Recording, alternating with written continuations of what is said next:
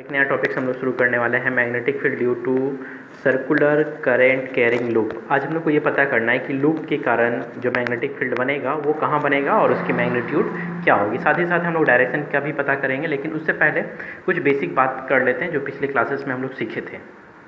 हम लोग ये ऑस्टर्स के एक्सपेरिमेंट में अच्छे से समझ चुके थे कि सोर्स ऑफ मैग्नेटिक फील्ड क्या होता है। तो वो मूविंग चार्ज होता है या इलेक्ट्रिक करंट होती है। अगर किसी कंडक्टर से करंट पास हो रही है, थ्रोली पास हो रही है, तो उसकी अराउंडिंग एक मैग्नेटिक फील्ड बनता है। उस मैग्नेटिक फील्ड का डायरेक्शन भी हम लोग राइट हैंड थंब रूल से समझे थे। साथ ही साथ मैक्सवेल के स्क्रू नियम में भी हम लोग डायरेक्शन को पता किए थे। लेकिन इसको लेकर बायोट सेवार्ट के कॉन्सेप्ट में हम लोग समझ पाएँ कि किसी अगर एलिमेंट्री पोर्शन पे बात करें कि ये एक वायर है, ठीक है, और इस पे करंट पास हो रही है, तो इसकी एक छोटे से एलिमेंट्री पोर्शन पे बात करें तो इसके कारण जो मैग्नेटिक फील्ड बनेगा उसकी मैग्नीट्यूड कितनी होगी at point P from distance R. अगर हम आर दूरी पर बात करें और उसके लिए अगर यहाँ पे थीटा एंगल बन रहा हो और आई करंट फ्लो होती है, तो अकॉर्डिंग टू बायोट सेवार्ट लॉ ये हम समझ पाए थे कि ये जो डी का मान है वो mu naught by 4 pi I D L sine theta by R square.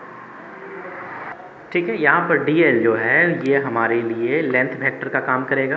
क्यों? क्योंकि जो पॉइंट चार्ज होंगे जब तक उसको हम लेंथ देंगे नहीं तब तक वो मूव करेगा कैसे, और इस मूवमेंट के कारण जो करंट बनेगा ये वही होगा जिस लेंथ के लिए हम लोग इस पे बात करेंगे। यानी लेंथ के लिए जो वेक्टर होगा ये वही होगा जो करंट के लिए डायरेक्शन बनेगा। ठीक है, तो लेंथ वेक्टर जो होगा वो करंट के डायरेक्शन में ही होगा और वो आर वेक्टर के साथ यानी क्रॉस आर को हम लोग DL आर साइन थीटा लिखेंगे। ठीक है, जो यहाँ पर ये एंगल पुट कर रहे थे हम लोग। साथ ही हम लोग ये भी समझ पाए थे कि जो किसी वायर से करंट पास होती है तो उसकी डायरेक्शन क्या होगी, क्योंकि मैग्नेटिक फील्ड जो है वो एक वेक्टर क्वांटिटी है। ये तो इसकी मैग्नीट्यूड को बताता है, लेकिन डायरेक्शन का पता कैसे चलेगा, तो उसके लिए राइट हैंड थंब रूल्स का पता करते थे। यानी थंब को अगर उस डायरेक्शन में रखे जिधर से करंट पास हो रही है तो रेस्ट फिंगर्स जो है उसके डायरेक्शन को बताता था। यानी अगर हम इस वायर के लिए, इस लेंथ के लिए अगर हम पॉइंट P के लिए बात करें कि क्या इसका डायरेक्शन बन रहा है, तो हम ये समझ पाएंगे कि जैसे ये हमारा थंब जो है ये अगर यहाँ पे ऐसे इंडिकेट कर रहे हैं with the direction of current, ठीक है, तो ये रेस्ट फिंगर जो है ये P के लिए क्या होता है, इनवर्ड हो रहा है। यानी हम यहाँ पे दिखा सकते हैं ये इनवर्ड का डायरेक्शन होता है, तो इनवर्ड यानी यहाँ पर जो मैग्नेटिक फील्ड बनेगा उसकी डायरेक्शन क्या होगी, इनवर्ड होगी। मान लीजिए अगर हम इसी के लिए बात करते और अब एक पॉइंट हम यहाँ पे ले लिए होते, यहाँ पे हम सपोज मान लो कि ये Q पॉइंट है हमारा, ठीक है, और हमको पता करना है कि यहाँ पे जो मैग्नेटिक फील्ड बनेगा उसकी मैग्नीट्यूड तो यही होगी अगर इसका डायरेक्शन जो भी है, अगर हम इसको R मानते हैं, लेकिन हमको पता करना है कि इसकी डायरेक्शन क्या होगी। तो डायरेक्शन के लिए वापस फिर से वही हम यहाँ फिंगर, ये थंब है हमारा और ये जो देखो फिंगर जो है ये Q को अंदर से बाहर की ओर निकाल रहा है। यानी ये क्या है कि ये आउटवर्ड हो गया। ठीक है, तो ये हमारे लिए ये आउटवर्ड का डायरेक्शन हो गया, ऐसे डॉट करके लिखेंगे, ये हो गया हमारा आउटवर्ड। ठीक, तो ये डायरेक्शन निकालने के लिए हम लोग राइट हैंड थंब रूल्स का प्रयोग करते हैं। चलो, ये तो बात हो गई कि बायोट सेवार्ट के अनुसार ये समझ गए कि एलिमेंट्री पोर्शन के लिए जो मैग्नेटिक फील्ड बनेगा उसकी मैग्नीट्यूड ये होगी और डायरेक्शन इनवर्ड या आउटवर्ड होगा, जो डिपेंड करेगा कि करंट के डायरेक्शन पे अगर हम लोग थंब को रखते हैं तो वो अंदर की ओर जा रहा है या बाहर की ओर। जैसे हम लोग दोबारा यहाँ देख सकते हैं कि अगर हम यहाँ पे देखें तो इस P के लिए हमारा अंदर जा रहा है, लेकिन Q के लिए क्या आ रहा है, बाहर की ओर आ रहा है। इसीलिए यहाँ इनवर्ड और आउटवर्ड हमारा डायरेक्शन हो गया मैग्नेटिक फील्ड का। लेकिन जस्ट इससे पहले वाला वीडियो, जो बच्चे इस चैनल पे रेगुलर हो तो वो उसको पता होगा कि जस्ट इससे पहले वाले हम लोग टॉपिक्स में हम लोग we find magnetic field due to straight current carrying conductor. ठीक है, करंट कैरिंग कंडक्टर के लिए हम लोग पता किए थे, जिसमें हम लोग ये समझ पाए थे कि अगर एक वायर हम लोग ले लेते हैं, ठीक है, और उस पर पता करना है कि इस पूरे वायर के कारण पॉइंट P पर मैग्नेटिक फील्ड क्या बनेगा। ठीक है, इसके लिए एलिमेंट्री पोर्शन हम यहाँ पे ले सकते थे, कहीं पे भी ले सकते हैं, ये भी एलिमेंट्री पोर्शन है जिसकी डिस्टेंस जो है वो DL है। तो इस एलिमेंट्री पोर्शन पे अगर हम इसको मिलाते हैं, ठीक है, ये R डिस्टेंस है, लेकिन अगर हम इस लाइन के परपेंडिकुलर एक लाइन खींचते हैं, यहाँ से P पॉइंट से इस पर एक परपेंडिकुलर लाइन खींचते हैं तो ये हमारा 90 डिग्री बनाएगा। ठीक है, लेकिन ये छोटा छोटा जो एलिमेंट्री पोर्शन है उस पूरे की वजह से इस पॉइंट P पर मैग्नेटिक फील्ड बनेगा। तो हम ऐसा करते हैं कि अगर हम इसको यहाँ से मिला दें और इसको ये यहाँ से मिला देते हैं तो हमारे पास दो एक्स्ट्रा एंगल बनता है, जिसको हम यहाँ पे θ2 और इसको θ1 कहते हैं, और ये अंदर पे जो मान बन रहा है इसको हम लोग थीटा कह रहे हैं। तो रेस्ट मान हमारे पास हो गया 90 - θ। ये सारा कुछ इस सेपरेट वीडियो है, देख लोगे, वहाँ पर हमारा सारा बात समझ में आएगा। फिर भी हम लोग यहाँ शॉर्ट में रिवीजन कर लेते हैं ताकि अभी जो नया टॉपिक शुरू करेंगे वो बेसिकली इन दोनों कॉन्सेप्ट पर है, जो जिसको समझने में हमको आसानी होगा।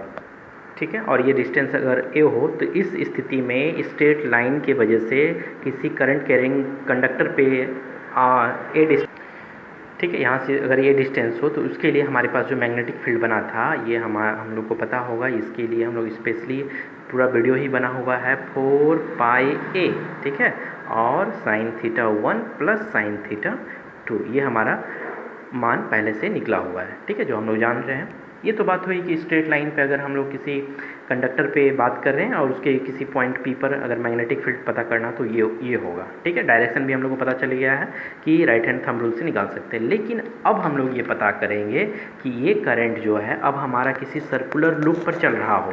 सर्कुलर लूप का क्या मतलब है, जैसे मान लिया जाए कि ये हमारा एक लूप हो गया, ठीक है, ये एक लूप है जिसमें हम चाहते हैं कि ये इसका सेंटर है और इसकी यहाँ से रेडियस सपोज मान लो हम ए मानते हैं, ठीक है। तो इसकी करंट का हम अगर दो पोर्शन हो सकता है, क्लॉकवाइज या एंटी क्लॉकवाइज हो सकता है, तो हम ऐसा करते हैं क्लॉकवाइज ले लेते हैं, ठीक है। तो किसी भी एक एलिमेंट्री पोर्शन पे बात करेंगे तो इस एलिमेंट्री पोर्शन पर इसकी जो डायरेक्शन ऑफ द लेंथ होगी या लेंथ ऑफ द डायरेक्शन जो होगा वो ये डायरेक्शन हो जाएगा। अगर हम इस डायरेक्ट यहाँ पे बात करेंगे, सपोज मान लो हम यहाँ पे बात कर रहे होते तो हमारे लिए ये डायरेक्शन बन जाता, ठीक है। अगर कोई स्टूडेंट कहता है कि अगर यहाँ के लिए क्या होगा तो ये हमारा ऐसे सीधा हो जाएगा, ठीक है। ये कुछ 11th में सर्कुलर मोशन जब हम लोग पढ़ रहे थे वैसा ही कॉन्सेप्ट यहाँ पर अप्लाई हो रहा है। तो हमको ये पता करना है कि इस पूरे सर्कुलर के कारण ये सेंटर पर क्या मैग्नेटिक फील्ड बनेगा, सेंटर पर ही क्यों बनेगा, ये बाहर की ओर क्यों नहीं बनेगा। तो अप्लाई कर सकते हैं हम लोग थंब रूल्स को। जैसे ये करंट का डायरेक्शन अगर ये है तो अगर हम यहाँ पे अंगूठा रखते हैं, ठीक है, अगर ये हमारा अंगूठा है तो ये करंट का डायरेक्शन कहाँ जा रहा है, अंदर की ओर जा रहा है, सेंटर की ओर जा रहा है। इसलिए प्रत्येक पॉइंट के लिए जो हमारा मैग्नेटिक फील्ड बनेगा ये सेंटर की ओर बनेगा, बाहर की ओर नहीं बनेगा। हाँ, बाहर की ओर कब बनेगा, जब हमारा मान ये एंटी क्लॉक हम लोग घुमाएंगे। फिलहाल हम लोग क्लॉक वाइज जो मूव करा रहे हैं उसके लिए ये हमारा शॉर्ट डिस्टेंस डीएल हो गया, ठीक है। इस शॉर्ट डिस्टेंस से इसके सेंटर को अगर मिलाते हैं तो ये वही रेडियस होगा जो हम यहाँ इंडिकेट किए हुए हैं, ये ए होगा। साथ ही साथ इस रेडियस के साथ यहाँ जो ये एंगल बनेगा ये 90 डिग्री बनेगा। ये सारी बेसिक बात है जो हम लोग जानते हैं। चलो देखोगे यहाँ पे ये हमारा सर्कुलर लूप हो गया। ये एलिमेंट्री पोर्शन हम ए बी ले लिए हैं जो डीएल है। यहाँ पे हम लोगों को पता करना है कि मैग्नेटिक फील्ड क्या बनेगा at centre of the loop, ठीक है। उसके बाद हम ये छोटा छोटा टुकड़ा को ऐड कर देंगे। ऐड करने का मतलब क्या है, इंट्रीगेट कर देंगे तो हमको टोटल लूप के लिए निकल जाएगा। देखो क्या लिखे हैं, consider a circular loop of radius A, centre O and carrying current I, ठीक है, जिसमें आई हो रहा है, फ्लो हो रहा है। In order to find the magnetic field at point O of the centre of the loop, ठीक है, ओ वही सेंटर ऑफ द लूप है। कंसीडर इनफाइनाइटेसिमली स्मॉल लेंथ, एक बहुत ही छोटा स्मॉल लेंथ डीएल लिए है। The loop according to Biot से बायोट लो द एक magnetic field at the point O due to the current element A B. A B की वजह से यहाँ सेंटर पे जो मैग्नेटिक फील्ड बनेगा वो हम लोग को पता है कि ये बन जाएगा, इसकी मैग्नीट्यूड हो गई mu naught by 4 pi I D L sine theta. तो यहाँ साइन थीटा के लिए हमारे पास एंगल क्या बन रहा है, 90 डिग्री बन रहा है ना।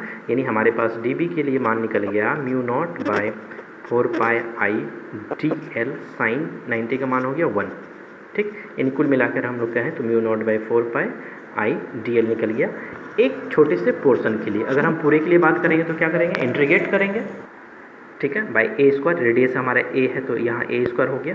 चलो ठीक, अब हम लोग को ये पता करना है कि ये पूरे लूप के लिए अगर हम लोग बात करेंगे तो बी नेट बात करेंगे तो नेट किसके लिए हो जाएगा, तो डी बी अगर हम लोग बात करेंगे किस पे, सर्कुलर पे बात कर रहे हैं, ठीक है। तो हमारे पास जो मान हो गया सर्कुलर के लिए mu naught by 4 pi I D L by A square. यहाँ पे अगर देखो तो बी सर्कुलर के लिए जिसका हम निकाल रहे हैं मान mu naught by 4 pi I और A square radius of the loop, ये सभी का सभी कांस्टेंट है। जो वेरिएबल है जो चेंज हो सकता है वो है हमारे लिए डी एल का मान, ठीक है। सर्कुलर की पे बात करेंगे। अब जैसे यहाँ पे एक बात समझने का प्रयास करोगे कि जैसे ये डी एल जो हम सर्कुलर के लिए निकाल रहे हैं इसका क्या मतलब है, मतलब है ये छोटा छोटा टुकड़ा मिलकर ये हमारे लिए क्या बन जाएगा, सरकमफेरेंस ऑफ द ये बन जाएगा लूप, ठीक है। इस पूरे सर्कल का एक सरकमफेरेंस बन जाएगा जिसके लिए हमारे पास मान क्या होता है 2 पाई आर, आर की जगह हमारे पास कौन है ए। तो ये हम यहाँ पे इसके लिए जो मान है वो पुट कर लेंगे म्यू नॉट आई पाई ए स्क्वायर इंटू 2 पाई ए। यहाँ पे ए कैंसिल हो रहा, 2 भी कैंसिल हो गया। उसके बाद हमारे पास जो मान बच गया म्यू नॉट आई, ठीक है, पाई भी यहाँ से कैंसिल हो गया 2a। यानी magnetic field B for circular, यानी किसी सर्कुलर लूप के कारण जो मैग्नेटिक फील्ड बनेगा वो सेंटर पे जो बनेगा mu naught by 2 I by A, ये हमारा फॉर्मूला निकल के आ गया। ठीक है, यहाँ पे यही मान हमारा किसके लिए हो गया था, सरकमफेरेंस ऑफ सर्कल। ठीक है, जिसके लिए हम लोग ये मान पुट किए हुए थे, ये निकल गया। ठीक है, यानी लूप की वजह से, एक सर्कुलर लूप की वजह से जो मैग्नेटिक फील्ड बनेगा कहाँ पे, एट सेंटर पर जो बनेगा ये हो गया। लेकिन अगर हम इसी सर्कुलर लूप को हाफ कर दें, यानी सेमी सर्कुलर लूप पे बात करें तो क्या होगा, चलो उसके लिए भी हम लोग देख लेते हैं। चलो देखोगे, magnetic field due to semi circular current carrying loop, ये सेमी का मतलब क्या, हम हाफ ले लेते हैं। ठीक है, ये सेमी का ये हमारा सेंटर हो गया जिसको ओ कह रहे हैं, इसकी जो रेडियस है वो ए है, तो ये भी हमारा क्लॉकवाइज ही मूव कर रहा है करंट इसमें। ठीक है, तो हम कहीं भी एक छोटा सा एलिमेंट्री पोर्शन ए भी कट कर लेते हैं, जो सर्कुलर के लिए किए थे, इसके लिए लेंथ डीएल हो गया और इसकी डायरेक्शन ये हो गई, हमारा जो करंट का डायरेक्शन होगा। ठीक है, यहाँ से भी इसकी जो डिस्टेंस है वो ए हो गई और ये हमारा एंगल बन गया 90 डिग्री का। ठीक, तो हम लोग फिर वही प्रोसेस यूज करेंगे, यानी magnetic field A B D B due to small elementary length D L. ठीक है, क्या हो जाएगा, D B equal to mu naught by 4 pi I D L sine theta. Sine theta की जगह हमारे पास कितना अप्लाई हो जाएगा, 90 डिग्री, यानी D B equal to mu naught by 4 pi I D L by R square, यानी A square by A square. ठीक है, इसकी डायरेक्शन क्या होगी, ये direction of course Y inward हो जाएगा, इनवर्ड। ठीक है, चलो ठीक है, अब हम लोग को क्या पता करना था, मैग्नेटिक फील्ड पता करना था किसके लिए, फॉर सेमी सर्कुलर लूप के लिए, है ना। मैग्नेटिक फील्ड या net magnetic field due to semi circular current carrying loop. ठीक है, तो बी सेमी हम लोग लिख लेते हैं, सेमी सर्कुलर। ठीक है, तो ये इंटीग्रेशन हो जाएगा किसके लिए, डीबी के लिए, कहाँ तक के लिए, सेमी, यानी अभी हमारे पास मान क्या निकल के आया था, mu naught by 4 pi I D L by A square for semi के लिए, है ना। तो यहाँ पे देखो, तो जो बी सेमी के लिए अगर हम लोग बात करते हैं तो हमारे पास जो कांस्टेंट मान है mu naught I by 4 pi A square, ये सब हमारे पास कांस्टेंट मान है, और जो अंदर बच गया जो वेरिएबल है वो डी एल है, लेकिन सेमी सर्कुलर के लिए। फिर से वही सेमी सर्कुलर के लिए अगर हम लोग पता करें तो सेमी सर्कल के लिए हमारे पास क्या निकलेगा, तो सरकमफेरेंस हमारे पास होता है 2 पाई ए, लेकिन सेमी के लिए बात कर रहे हैं तो क्या करेंगे, 2 से डिवाइड कर देंगे तो हमारे पास मान कितना निकल गया, पाई ए, यानी बी नेट मैग्नेटिक फील्ड जो बनेगा सेमी सर्कुलर के लिए mu naught I by 4 pi A square into इसका मान हो गया कितना, पाई ए। यहाँ पे अगर ए कट गया, पाई कट रहा है, तो हमारे पास मान निकल गया mu naught I by 4 A, यानी बी सेमी का जो मान है mu naught by 4 I by A. यानी गौर करो तो बी सेमी सर्कल के लिए जो मैग्नेटिक फील्ड बनेगा वो बी सर्कल के लिए जो मैग्नेटिक फील्ड बन रहा था उसका क्या है, ये हाफ है ना, क्योंकि बी सर्कल के लिए हमारे पास क्या मान आया था, mu naught by 2 I by A, तो ये 2 इंटू 2, तब ये हाफ म्यू नॉट बाई 4 के फॉर्म में हमारा कन्वर्ट होगा यहाँ पर, तो ये हमारा एक फॉर्म निकल गया। देखो यहाँ एक क्वेश्चन और हम लोग इसमें ऐड कर लेते हैं, क्वाड्रेंट के लिए निकाल देते थे। क्वाड्रेंट का मतलब क्या है, किसी सर्कल को अगर हम 4 इक्वल पार्ट में कट करते हैं तो ये हमारा एक पोर्शन जो है ये क्वाड्रेंट हो गया। ठीक है, तो इस क्वाड्रेंट के कारण कितना मैग्नेटिक फील्ड बनेगा सेंटर पे, आज हम लोग को ये पता करना है। मान लिया जाए कि ये हमारा एक क्वाड्रेंट बन गया, ठीक है, ये सेंटर हो गया और ये करंट का फ्लो का डायरेक्शन हो गया। ठीक है, ये इसका रेडियस हो गया सर्कल का, ये ए मानते हैं। मान लीजिए कि ये एलिमेंट्री पोर्शन हम ए बी पे बात करते हैं और इसका वैल्यू क्या है, डी एल है। तो किसी भी स्मॉल एलिमेंट्री पोर्शन के लिए हमारे पास जो मैग्नेटिक फील्ड का मान निकलता है वो यही है, mu naught by 4 pi I D L sine theta, यानी थीटा की जगह 90 डिग्री, अगेन यहाँ पे 90 डिग्री हमारा बनेगा बाई ए स्क्वायर, रेडियस हो गया। तो डी बी इक्वल टू हमारे पास जो मान हो गया वो mu naught by 4 pi I D L by A square. ये सभी के लिए निकला है, क्योंकि एलिमेंट्री पोर्शन पे जब भी हम बात करेंगे तो हमारे लिए यही मैग्नेटिक फील्ड का मान निकलेगा। लेकिन हमको अभी बात करना है किस पे, क्वाड्रेंट पे बात करना है। तो ऐसा करते हैं कि क्वाड्रेंट के लिए जो भी क्वाड्रेंट पे होगा हमारे पास मान, तो उसके लिए हमको इंटीग्रेट करना पड़ेगा। ठीक है, तो इंटीग्रेशन ऑफ डी बी यानी किसके लिए, क्वाड्रेंट पोर्शन के लिए। ठीक है, तो हमारे पास जो मान है mu naught I 4 pi mu naught I D L by A square. ठीक है, इसको क्वाड्रेंट के लेंथ के लिए हम लोग इंटीग्रेट करेंगे। चलो देखोगे यहाँ पे, अब हमारे पास जो कांस्टेंट मान है वो निकल गया mu naught I by 4 pi A square. ये हमारा कांस्टेंट मान है, यानी क्वाड्रेंट के लिए डीएल का क्या मान निकलेगा, वापस यहाँ पे देख लेते हैं फिर से हम लोग को ये पता है कि डी एल फॉर सर्कुलर के लिए क्या था, सर्कुलर यानी उसके लिए ठीक है, ये सर्कुलर सरकमफेरेंस के लिए हमारे पास मान था 2 पाई ए। लेकिन अगर हम क्वाड्रेंट पे बात करेंगे, यानी पूरा जो सरकमफेरेंस है वो 4 इक्वल हिस्से में बढ़ गया, तो एक ये हिस्सा हुआ, यानी ये टोटल का चौथा हिस्सा हो जाएगा, यानी हमारे पास मान क्या हो जाएगा, पाई ए बाई 2। ठीक है, यानी इस डी एल के लिए हम जो मान पुट करने वाले हैं वो है पाई ए बाई 2। ठीक है, क्यों, क्योंकि ये क्वाड्रेंट जो है ये पूरे सर्कल के सरकमफेरेंस का ये चौथा हिस्सा है। ठीक है, कहीं पे भी हम लोग ले सकते हैं, तो चौथे हिस्सा है तो बाई 4 करेंगे हम लोग, तो ये हमारे पास मान कैंसिल आउट होने के बाद पाई ए बाई 2 के फॉर्म में आ रहा है। ठीक है, अब देखोगे यहाँ के बाद हम यहाँ पे इसको कंप्लीट करते हैं। तो बी क्वाड्रेंट के लिए जो हमारे पास मैग्नेटिक फील्ड निकल गया mu naught I by 4 pi A square into pi A by 2। ठीक है, पाई कट रहा है, एक ए कट गया, तो हमारे पास बी क्वाड्रेंट के लिए जो नेट मैग्नेटिक फील्ड निकल गया म्यू नॉट आई बाई 4 दूनी 8 ए, है ना, यानी बी क्वाड्रेंट की बात करेंगे तो म्यू नॉट बाई 8, ठीक है, आई बाई ए, ये मान निकल गया। यानी कुल मिला के अभी हम लोग 3 शॉर्ट क्वेश्चन को यहाँ पर बहुत ही सिंपल लैंग्वेज में कंफर्म कर लिए। ठीक है, पहला क्या निकला बोलो, बी सर्कुलर के लिए जिसका रिजल्ट हमारे पास आ गया था mu naught by 2 I by A, ये पहला रिजल्ट निकला जो हम लोग देखें। दूसरा फॉर सेमी सर्कल के